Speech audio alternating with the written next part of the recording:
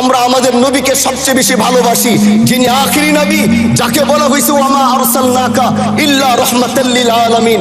আমরা বারবার দেখছি কিছুদিন পর পর কারা যেন কিভাবে এসে আল্লাহ নবীর শানে কটূক্তি করে, নবীকে নিয়ে অশ্লীল ভাষায় গালিগালাজ করে। এই দেশের মানুষ নামাজ না পড়লেও যদি কেউ নবীকে কটূক্তি করে তার কলিজা ছিঁড়ে যায়, সে রাজপথে নেমে যায়। আমি বলবো যারা নবীকে কটূক্তি করে, নবীর নামে গালিগালাজ করে, এদের মৃত্যুদণ্ড, এই আইনটাও যেন বাংলাদেশের এই সংসদ থেকে পাশ করা হয়। মাননীয় স্পিকার, এলাকায় বলেছিলাম যে আমরা ন্যায়ের পক্ষে কথা বলবো, ইনসাফের পক্ষে কথা বলবো।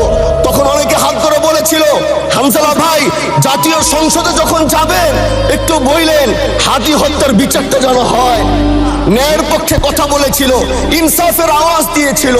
আমাদের মতোই যুবক মাননীয় স্পিকার, তিনি এই যে স্বপ্ন বলেছিল এক সুন্দর বাংলাদেশ করবার, রাস্তার ভিতরে সেই স্বপ্ন থামিয়ে দেওয়া হয়েছে।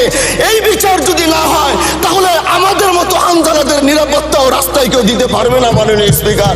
এই জন্য আপনার মাধ্যমে আমি বলতে চাই, হাদি হত্যার বিচার যেন সুনিশ্চিত করা হয়।